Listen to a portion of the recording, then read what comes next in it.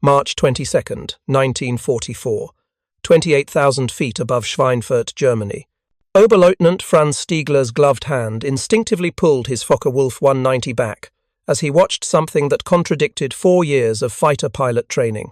8 streams of phosphorescent light, pale orange against the winter sky, converged into a single point of brilliance roughly 400 meters ahead of the American bomber formation.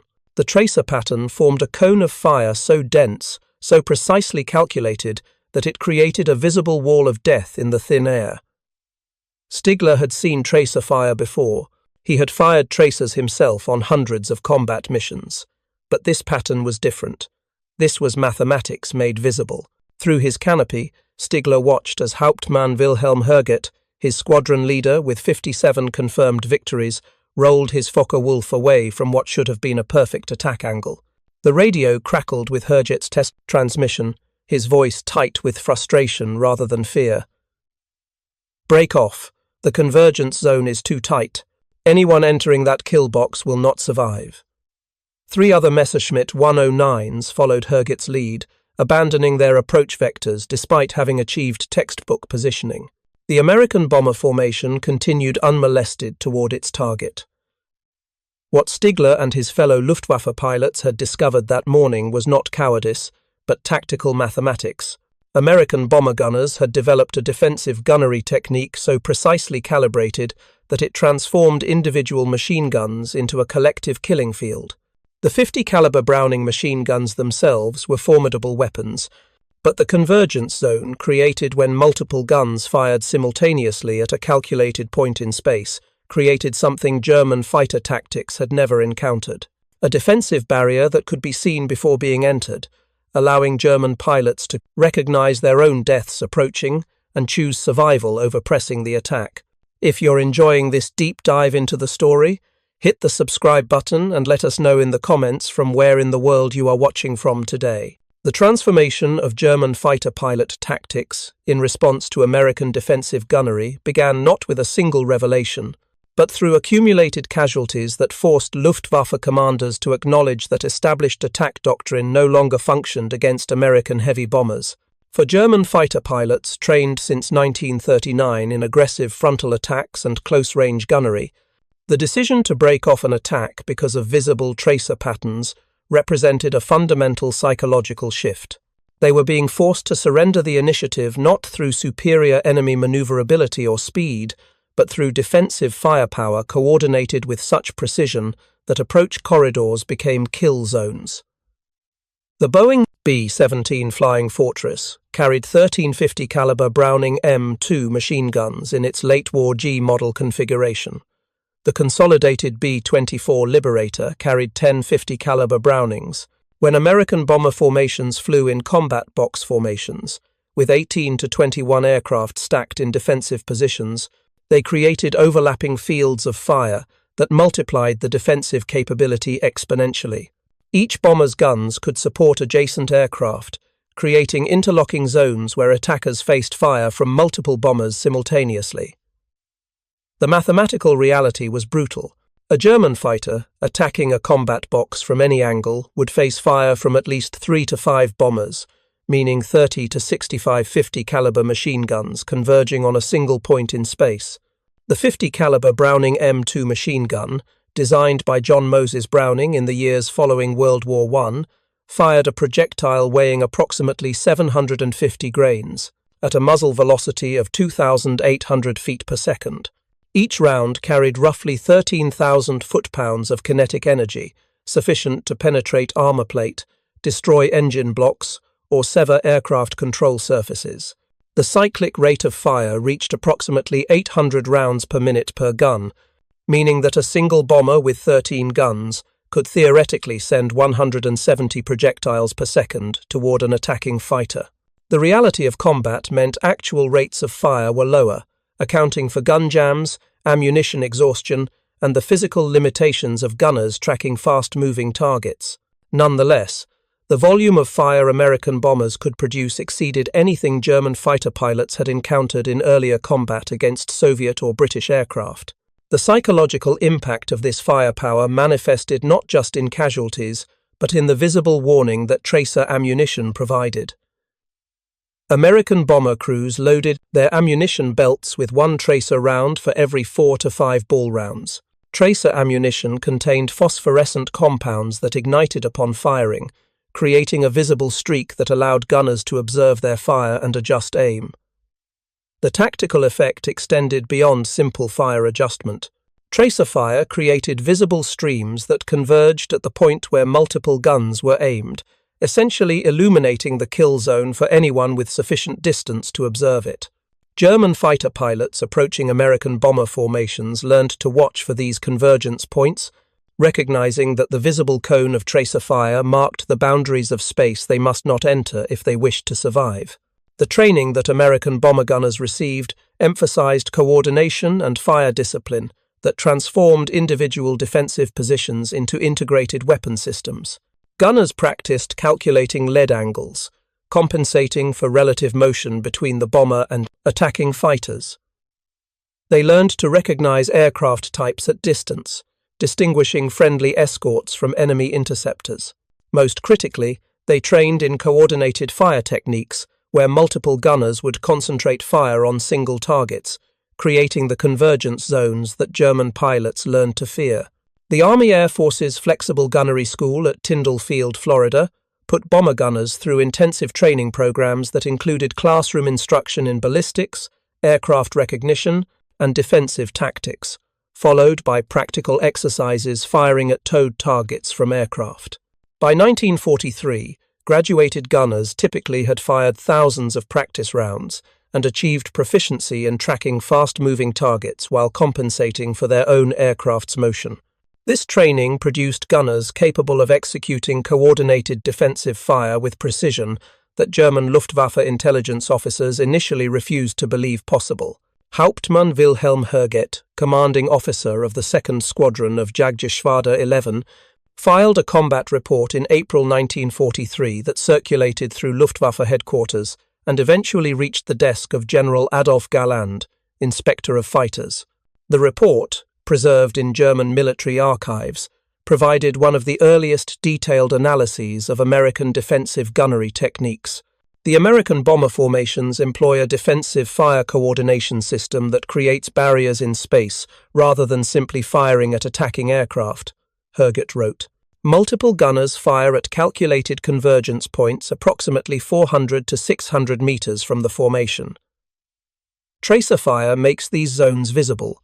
Any aircraft entering these zones faces fire from 8 to 12 heavy machine guns simultaneously. Approach from conventional attack angles results in certain casualties. Herget's report included tactical recommendations that would be repeated, refined, and eventually codified into modified Luftwaffe fighter doctrine. He suggested attacks from directly ahead or directly astern, angles where fewer bomber guns could be brought to bear. He recommended high-speed slashing attacks that minimized time spent in the convergence zones. He emphasized the necessity of coordinating multiple fighters to overwhelm defensive fire through saturation, rather than sequential attacks that allowed gunners to concentrate on individual threats. Most significantly, Herget acknowledged that traditional fighter tactics, emphasizing sustained combat and precise gunnery, were obsolete against formations that could create kill zones visible from sufficient distance to allow evasion. The evolution of German understanding about American defensive gunnery paralleled the expansion of 8th Air Force bombing operations over Europe. In 1942, when American heavy bombers first began daylight raids, Luftwaffe pilots found the formations challenging, but manageable. The combat boxes were looser, coordination between gunners less precise, and German fighters could approach closely enough to deliver accurate fire without facing overwhelming defensive response. By mid-1943, American bomber crews had refined their tactics, formations had tightened, and the visible convergence zones had become standard features of every intercept. German fighter pilots described watching tracer fire converge as seeing death's doorway in the slang that developed among Jagdgeschwader units. The phosphorescent streams created geometric patterns that varied based on formation positioning and attack angle. Frontal attacks produced cones that appeared narrow from distance but expanded as range decreased. Beam attacks created curtains of fire that swept across the approach vector.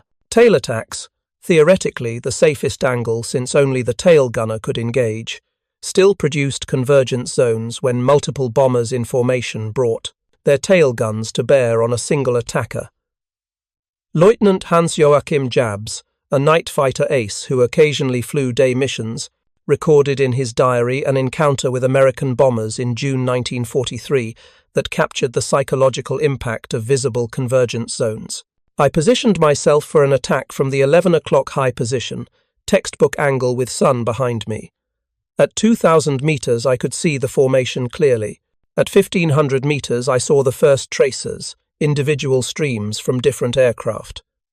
At 1,000 meters the streams converged into a single bright point directly in my flight path. The volume of fire was such that the air seemed solid with projectiles. I maintained my approach to 800 meters, then my nerve broke. I rolled away and dove, abandoning the attack. I have been flying combat missions since 1939. I hold 23 confirmed victories, but I could not force myself to fly into that convergence zone. It was suicide made visible. The decision to break off attacks when confronted with visible convergence zones spread through Luftwaffe fighter units during summer and autumn 1943. Individual pilots who abandoned approaches were initially criticized by squadron commanders who questioned their courage or commitment. However, casualty statistics told a story that even the most aggressive commanders could not ignore. Fighter pilots who pressed attacks through convergence zones achieved hit rates on American bombers of approximately 10 to 15%. Of those who scored hits, perhaps 1 in 4 caused sufficient damage to bring down the bomber. Meanwhile, casualties among pilots pressing through convergence zones exceeded 40% per mission. The mathematics were straightforward. Aggressive tactics that ignored convergence zones produced minimal bomber losses, while destroying German fighters and killing irreplaceable experienced pilots at unsustainable rates. The alternative, breaking off when convergence zones became visible, meant American bombers reached their targets unmolested, but German fighter forces preserved their strength for future missions. Neither option offered victory, but the second option at least avoided catastrophic losses. Major Heinz Baer, eventual 220 victory ace who survived the war, provided post-war testimony to American intelligence officers about the tactical dilemma convergence zones created. The Americans understood something fundamental about defensive warfare, Baer stated during his 1946 interrogation. They recognized that preventing us from attacking was as effective as shooting us down, and considerably cheaper in ammunition. By creating visible kill zones, they forced us to choose between suicide and ineffectiveness. Most pilots, even the bravest, chose ineffectiveness when the alternative was certain death. The technical characteristics of .50 caliber ammunition contributed to the effectiveness of convergence zone tactics beyond simple volume of fire. Armor-piercing incendiary rounds could penetrate the armor plate, protecting German fighter cockpits from frontal angles. Ball rounds retained lethal energy at ranges exceeding 1,500 meters, meaning that convergence zones remained dangerous, even when observed from what seemed like safe distance. The tracer compounds burned brightly enough to remain visible in daylight at extreme ranges, providing early warning that also served as psychological deterrent. German pilots reported that watching tracer streams converge created an almost hypnotic effect that made maintaining course toward the convergence point psychologically difficult, even when tactical necessity demanded. Pressing the attack. The visual representation of concentrated firepower triggered survival instincts that overrode tactical training and unit discipline. Squadron commanders who demanded aggressive attacks, regardless of convergence zones, found their orders increasingly ignored as pilots chose survival over suicidal obedience. The aerial combat footage that American bomber crews recorded using gun cameras mounted alongside their weapons provided post-mission intelligence that refined defensive gunnery techniques further. These films showed German fighters approaching, hesitating as convergence zones became visible, then breaking off attacks or attempting to fly around the kill zones. Analysis of this footage allowed American gunners to predict German evasion patterns and adjust their fire accordingly, creating multiple convergence zones that closed potential approach corridors. By late 1943, experienced American bomber gunners could essentially herd German fighters away from optimal attack angles by establishing convergence zones that forced attackers into less favorable positions. The defensive fire became not just reactive but actively controlling the geometry of aerial fire. Combat. German pilots found themselves maneuvering not to achieve their own optimal firing positions, but to avoid visible kill zones that American gunners created deliberately.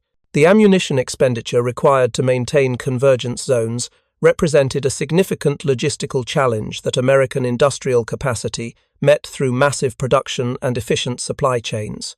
Each B-17 carried approximately 11,000 rounds of 50 caliber ammunition total across all gun positions. A combat mission lasting 4 to 5 hours might expend 70 to 80% of available ammunition as gunners maintained suppressive fire whenever German fighters appeared in range. The 8th Air Force flew missions with hundreds of bombers, meaning that a single maximum effort raid might consume several million rounds of 50 caliber ammunition. American factories produced 50 caliber ammunition at rates exceeding 10 million rounds monthly by 1943, with production increasing through 1944. The ammunition arrived in England aboard convoys that German submarines attacked with decreasing effectiveness as Allied anti-submarine warfare improved. Logistics units distributed ammunition to bomber bases, where ground crews loaded it into aircraft before each mission. This entire supply chain functioned with sufficient efficiency that American bombers never faced ammunition shortages, despite the enormous consumption rates required to maintain convergence zone tactics. German logistics, by comparison, struggled to provide adequate ammunition for their own fighters. The 20mm and 30mm cannon ammunition that German fighters used was more complex to manufacture, requiring precision machining and careful quality control. Production rates never matched the consumption of combat operations, leading to situations where German fighters sat grounded due to lack of ammunition even when fuel was available. The disparity in ammunition availability meant that American gunners could fire liberally to create convergence zones, while German pilots had to conserve ammunition for moments when they could actually achieve firing solutions on bomber targets. The psychological warfare dimension of convergence zone tactics extended beyond their direct tactical effects. German fighter pilots, knowing they would face visible kill zones on every mission, experienced anticipatory stress that accumulated across multiple sorties. Post-war medical examinations of Luftwaffe fighter pilots revealed stress-related conditions at rates significantly higher than bomber crews or ground attack pilots. The constant requirement to make split-second decisions about whether to press attacks through convergence zones created psychological burdens that degraded pilot performance even when they survived physically unscathed. Luftwaffe medical officers reported increasing rates of combat fatigue among fighter pilots during late 1943 and early 1944. Pilots described nightmares featuring orange tracer streams converging around their aircraft. Some experienced what modern medicine would recognize as panic attacks when approaching bomber formations, their bodies refusing to respond to commands to continue the attack despite conscious willingness. Flight surgeons grounded experienced pilots whose nerve had broken after one too many encounters with convergence zones, removing valuable veterans from combat at a time when experienced pilots were becoming irreplaceable. The evolution of German attack tactics in response to convergence zones demonstrated both the adaptability and desperation of Luftwaffe tactical thinking. Early responses emphasized speed, with pilots attempting to fly through convergence zones so quickly that gunners couldn't track them effectively. This approach achieved limited success, but required diving attacks from extreme altitude that burned energy and left fighters vulnerable during recovery. The attacks had to be executed perfectly, or the fighter would find itself low, slow, and exposed to American escort fighters. Alternative tactics included coordinated simultaneous attacks from multiple directions, attempting to overwhelm defensive fire by presenting more targets than gunners could engage. These attacks required formation discipline and communication that became increasingly difficult as Luftwaffe pilot quality declined due to training time reductions forced by fuel shortages. When successfully executed, Multi-axis attacks could penetrate convergence zones through saturation, but coordination failures were common, and German casualties remained prohibitive. The most sophisticated German response to convergence zone tactics involved the development of standoff weapons that allowed fighters to attack from beyond the effective range of defensive machine guns. The Werfer Granate 21, a rocket projectile launched from tubes mounted under fighter wings, had a theoretical range of 1,200 meters. German pilots could launch these rockets from outside convergence zones, theoretically destroying bombers without exposing themselves to defensive fire.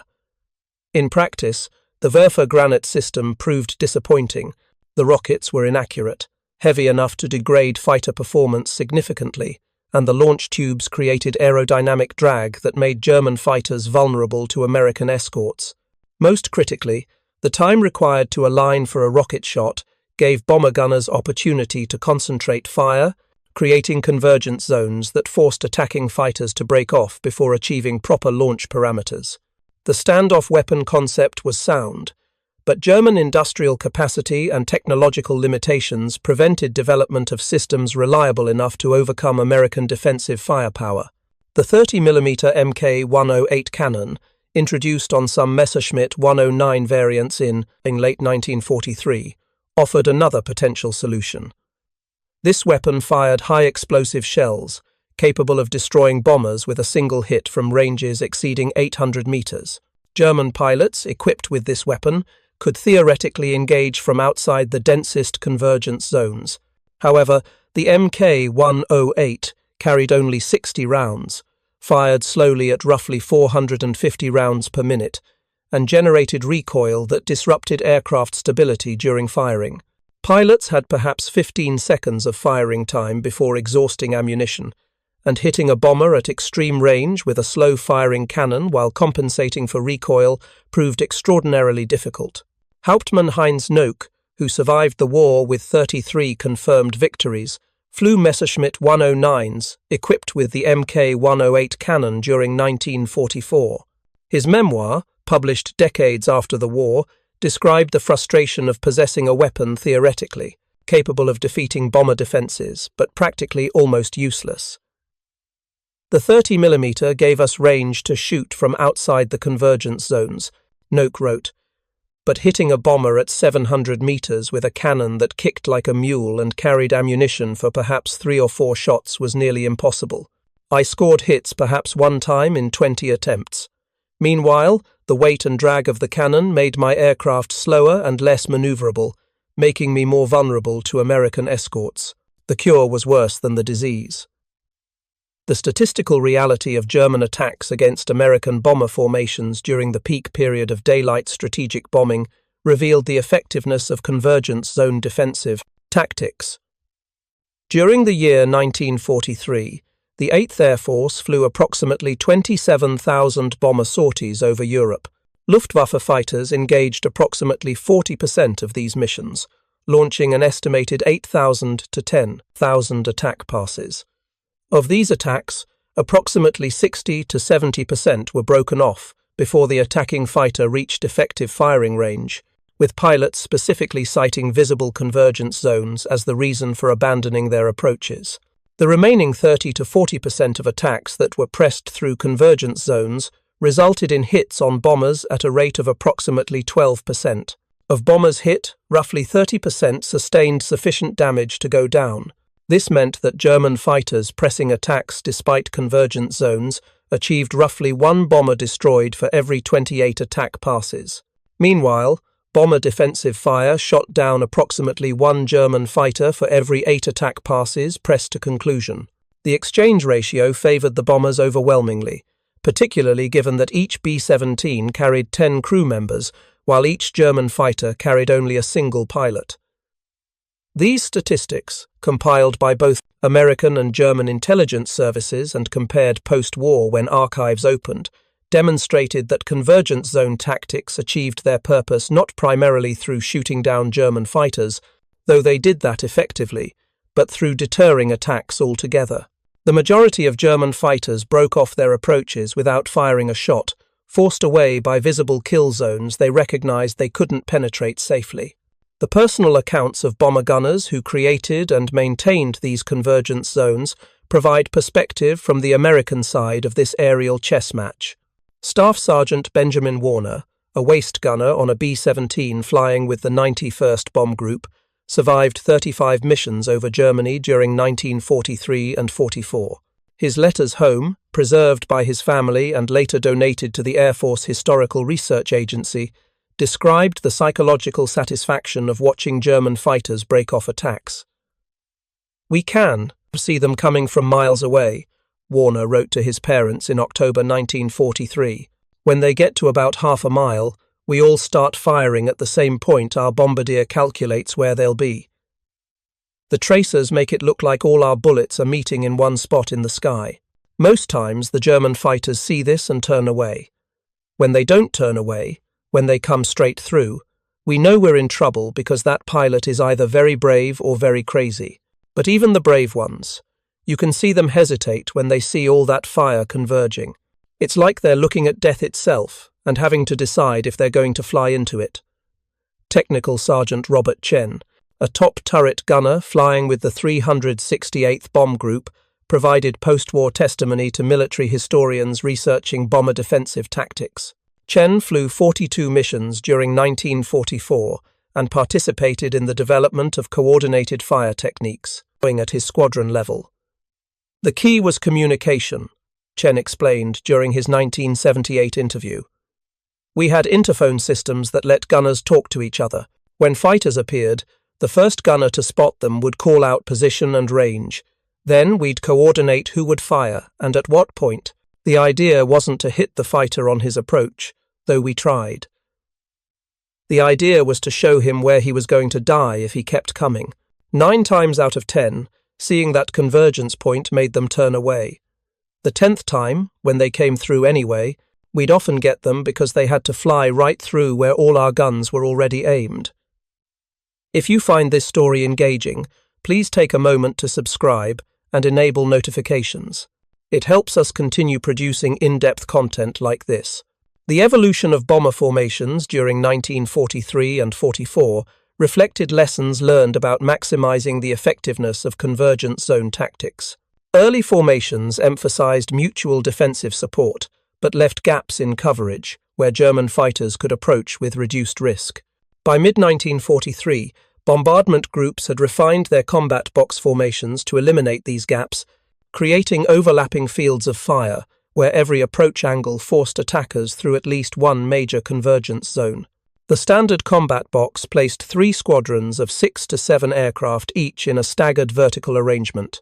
The lead squadron flew at the base altitude, the second squadron flew 500 to 1,000 feet higher and offset horizontally, and the third squadron flew at an intermediate altitude behind and to the side. This arrangement meant that German fighters attacking any aircraft in the formation would be exposed to fire from aircraft in other squadrons whose gunners could engage without risk of hitting friendly bombers. The combat wing formation, which grouped 3 combat boxes into a larger unit of 50 to 60 bombers, extended the defensive principle to even larger scale. 3 combat boxes flew in trail at different altitudes, creating a bomber stream that could extend across several miles of sky. German fighters attempting to attack any portion of this stream had to fly through the defensive fire of multiple boxes, each creating its own convergence zones. The cumulative effect was that German fighters couldn't reach bombers without penetrating multiple kill zones in sequence. Luftwaffe tactical analysts studying American formation tactics recognized their effectiveness, but struggled to develop counters. The formations were too large to avoid or fly around, given the limited range of German fighters constrained by fuel capacity. Attacking from extreme altitude or diving from above required burning energy that left fighters vulnerable to American escorts. Attacking from below meant climbing through defensive fire from dozens of bombers, with convergence zones appearing at face bases, every altitude band. Attacking from the sides presented the largest cross-section of the formation, maximizing the number of guns that could engage. Major Gunther Rohl, eventual 275 victory ace who survived the war, provided analysis during his post-war interrogation that captured the tactical impossibility German fighters faced. The Americans built a flying fortress not from armor on individual aircraft, but from the geometry of their formations. Rahl stated, "Every approach angle we could conceive presented the same problem. We would see the tracer convergence and know that continuing meant death, breaking off meant failure. We had no good options, only choices between certain death and certain failure." The impact of convergence zone tactics extended beyond their direct effects on individual missions to strategic consequences that shaped the entire air war over Europe. Each mission where bombers reached their targets unmolested because German fighters broke off their attacks represented a success for American strategic bombing doctrine. The cumulative damage to German industry from sustained precision bombing, made possible in part by defensive gunnery that deterred interceptors, exceeded the direct material destruction from any single raid. Ball-bearing factories at Schweinfurt, aircraft production facilities at Regensburg, synthetic oil refineries across the Ruhr Valley all came under repeated attack during 1943 and 44. German industry implemented dispersal programs, moving critical production to smaller facilities scattered across occupied territory. But dispersal reduced efficiency, complicated logistics, and created vulnerabilities that strategic bombing exploited. The ability of American bombers to reach these targets repeatedly, protected by defensive fire that German fighters could see but couldn't safely penetrate, ensured that industrial damage accumulated faster than German repair capacity could address it. The psychological impact on German fighter pilots accumulated across multiple missions into what post-war medical analysis would recognize as combat stress reaction. Pilots who survived repeated encounters with convergence zones developed anticipatory anxiety that manifested before takeoff. Some experienced physical symptoms, including tremors, rapid heartbeat, and hyperventilation when briefed on missions against American bomber formations. Flight surgeons reported that experienced pilots with dozens of successful missions against Soviet or British aircraft would freeze mentally when approaching American bombers, unable to force themselves through visible kill zones, even when orders demanded it. Oberleutnant Franz Stigler, whose hesitation above Schweinfurt opened this narrative, survived the war with 28 confirmed victories.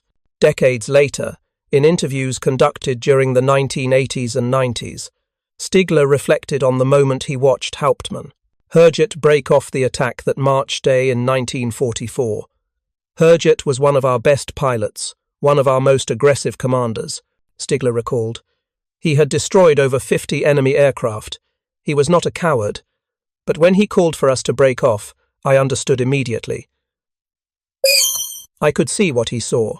The convergence zone was perfect, a cone of fire so dense that nothing could fly through it alive. Pressing that attack would have killed us all and achieved nothing. We broke off, not from cowardice, but from mathematics." The Americans had created a defensive system that turned our aggression against us. The development of long-range escort fighters, particularly the P-51 Mustang beginning in late 1943, compounded the tactical problems that convergence zones created for German fighters. Previously, Luftwaffe pilots could choose optimal moments to attack, waiting for escorts to depart due to range limitations before engaging bombers. With escorts present throughout the mission, German fighters faced a dual threat. They had to penetrate convergence zones while simultaneously defending against American fighters that possessed performance advantages. The presence of escorts meant that German pilots breaking off attacks due to convergence zones often flew directly into American fighters positioned to exploit exactly this behavior. The escorts learned to position themselves outside convergence zones, waiting for German fighters to hesitate or turn away, then attacking during the vulnerable moment when German pilots were focused on avoiding defensive fire rather than watching for threats. This tactical coordination between bombers and escorts created a system where German fighters faced lethal threats, whether they pressed attacks or abandoned them. The ammunition types that American bombers employed included armor-piercing incendiary rounds, specifically designed to defeat German fighter protection.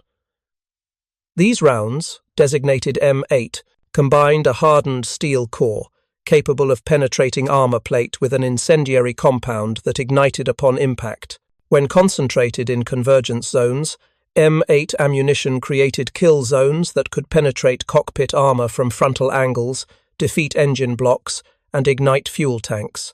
German pilots knew that even brief exposure to convergence zone fire could result in catastrophic damage due to the penetrating power of American ammunition. The tracer rounds themselves, designated M1, used a composition that burned with exceptional brightness, remaining visible at ranges exceeding 2,000 meters in daylight conditions. This visibility served dual purposes. It allowed gunners to observe and adjust their fire, but equally importantly, it provided psychological warning to German pilots at ranges where they still had time to abort their attacks. The brightness of American tracers became legendary among Luftwaffe pilots, who reported that watching tracers converge created an almost hypnotic effect that made maintaining course toward the convergence point psychologically difficult. The specific engagement on March 22, 1944, that opened this narrative concluded with the American bomber formation reaching Schweinfurt and delivering its payload on target. Post-mission reconnaissance photographs showed significant damage to ball-bearing production facilities. The German fighter units that had intercepted the raid, including Jagdgeschwader 11, where Franz Stigler and Wilhelm Herget served, filed combat reports, acknowledging multiple attack attempts abandoned due to defensive fire concentration. No American bombers were destroyed during the mission, though several sustained damage from flak. German fighter losses totaled 3 aircraft destroyed and 2 damaged, with 2 pilots killed and 1 wounded. The mathematical disparity between effort expended and results achieved characterized German fighter operations against American bombers throughout the peak period of strategic bombing. Luftwaffe units launched thousands of interceptors, consumed millions of rounds of ammunition, and lost hundreds of aircraft and irreplaceable pilots. In return, they destroyed or damaged sufficient bombers to slow but not stop the American bombing campaign. The convergence zones that German pilots learned to recognize and respect represented not just tactical defensive techniques, but strategic barriers that German fighter force could not overcome, regardless of courage or skill. The human cost of these aerial battles extended beyond casualty statistics to the psychological burden carried by survivors. German pilots interviewed decades after the war consistently cited convergent zones among the most terrifying aspects of combat against American bombers. The visibility of the threat, the ability to see their own potential death approaching as tracer streams converged, created psychological impacts that differed qualitatively from other combat dangers. Enemy fighters could be evaded, flak could be dodged, but convergence zones presented a binary choice: penetrate and die, or turn away and fail. Staff Sergeant Michael Morrison, ball turret gunner on a B-17 named Hell's Angels that completed 48 missions without being shot down, described the view from his position during an interview conducted in 1992. "I had the best view of any gunner because the ball turret hung below the fuselage with nothing blocking my sight. I could see German fighters setting up their attacks from miles away. When they came in, I'd call out range and bearing, and all of us gunners would start firing at the calculated convergence point. From my position, I could see our tracers and the tracers from other bombers in our formation all meeting at this one spot in the sky. It looked like all the bullets were colliding at a single point, and I could see the German fighters approaching that point, getting closer and closer, and then most times they'd peel off and dive away. The few times they didn't turn away, they'd fly right through that convergence point, and pieces would just start coming off their aircraft. Wings, tail sections, engine cowlings. The airplane would come apart in the air." The technological evolution of defensive armament during the war reflected American commitment to maintaining and improving the convergence zone tactics that proved so effective. Late-war bombers incorporated improved gun sights that calculated lead angles automatically, taking into account aircraft speed, altitude, and relative motion. These sights, designated K-series computing sights, allowed gunners to aim more accurately, tightening convergence zones and increasing hit probability. German fighters faced progressively more precise defensive fire as American technology improved, compounding the already significant challenge that convergence zones presented. The training pipeline for American bomber gunners expanded throughout the war, with schools producing thousands of qualified gunners monthly by 1944. These graduates received instruction in coordinated fire techniques that had been refined through analysis of combat experience. They practiced creating convergence zones using ground-based training aids that simulated bomber formations, learning to coordinate their fire with gunners they couldn't see but whose traces they could observe. This systematic training approach meant that replacement gunners arriving at combat units already understood convergence zone tactics and could implement them immediately, without requiring extensive unit-level instruction. German attempts to counter improved American defensive gunnery through technological innovation encountered repeated obstacles related to industrial capacity and strategic priorities.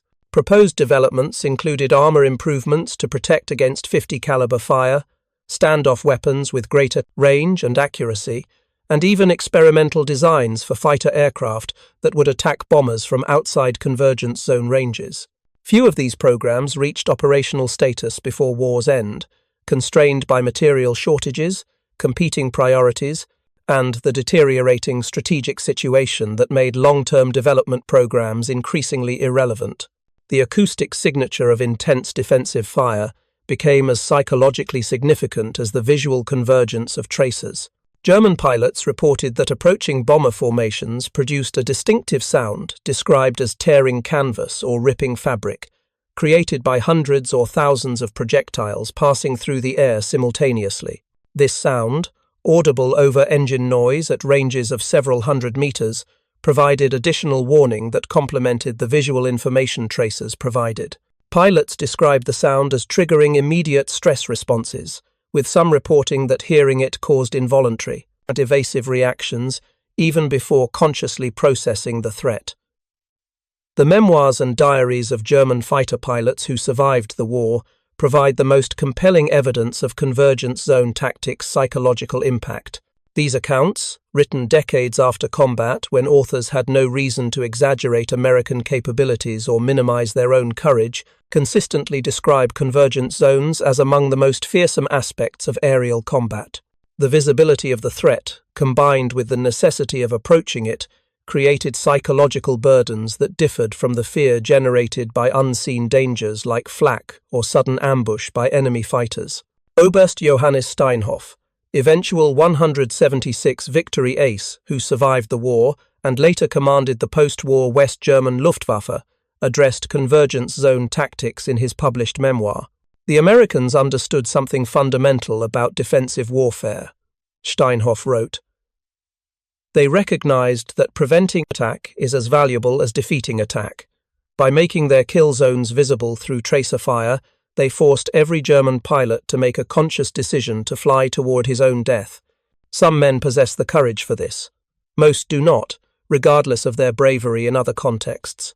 The Americans didn't need to shoot us all down.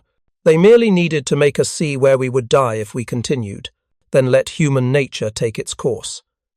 The strategic implications of convergence zone defensive tactics extended to fundamental questions about the viability of daylight strategic bombing.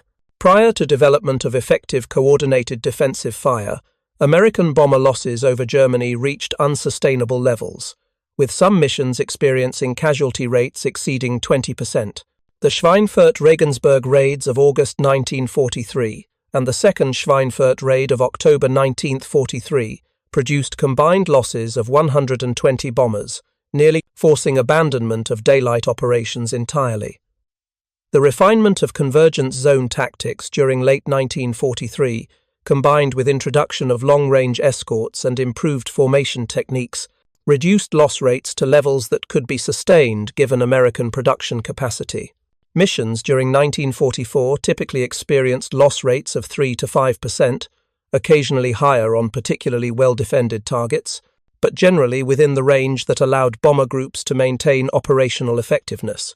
This reduction in losses came not primarily from shooting down more German fighters, though that occurred, but from deterring attacks that would have destroyed bombers had they been pressed to conclusion. The post-war analysis conducted by American military historians with access to German records confirmed that convergence zone tactics achieved their intended effect of forcing German fighters to break off attacks before reaching effective firing range. The United States Strategic Bombing Survey, completed in 1946, included detailed studies of German fighter tactics and effectiveness. Survey analysts concluded that German fighters abandoned approximately 60 to 70% of attempted attacks during the peak bombing period of 1943 through 45, with defensive fire concentration cited as the primary reason in interrogations of captured pilots. These same analyses revealed that when German fighters pressed attacks despite convergence zones, their hit probability and lethality remained high, suggesting that the convergence zones succeeded primarily through deterrence rather than making attacks physically impossible. The German pilots who possessed the courage or desperation to fly through convergence zones often achieved hits and sometimes destroyed bombers. But these successful attacks cost German fighter forces casualties they could not sustain, validating the wisdom of pilots who chose to break off when confronted with visible kill zones. The legacy of convergence zone defensive tactics extended beyond World War II to influence thinking about bomber defensive armament in the jet age. Early Cold War bomber designs, including the B-47 and B-52, incorporated remote-controlled defensive gun systems that could be coordinated to create convergence zones automatically using radar targeting and fire control computers. The principle established during World War II that coordinated defensive fire is more effective than individual gun positions operating independently remained fundamental to defensive armament philosophy until guided missiles made bomber defensive guns obsolete entirely. The personal story of Franz Stigler, the German pilot whose perspective opened this narrative, concluded with an extraordinary post-war encounter that brought the human dimensions of these tactical realities into sharp relief. Decades after the war, Stigler learned that one of the American bombers his unit had encountered during a December 1943 mission was piloted by Charles Brown, a B-17 pilot whose badly damaged aircraft Stigler had chosen not to shoot down, instead escorting it toward Allied territory before breaking off. The two men eventually met and became friends, with Stigler explaining that the accumulation of encounters with convergence zones and the casualties he had witnessed among fellow pilots who pressed attacks had influenced his decision to spare Brown's helpless bomber. By December 1943, I had seen too many friends die flying into those convergence zones, Stigler told Brown during one of their meetings, recorded on video and later preserved by military historians. I had watched pilots with more courage than judgment continue their attacks and simply disintegrate when they hit that wall of fire. When I found your bomber alone, damaged, helpless, I realized I had a choice to make that. It didn't involve flying into a kill zone that I could see waiting for me. I could destroy you and probably survive, or I could let you go and certainly survive. By that point in the war, survival had become more important than victory, because victory was impossible anyway. Thank you for watching. For more detailed historical breakdowns, check out the other videos on your screen now, and don't forget to subscribe.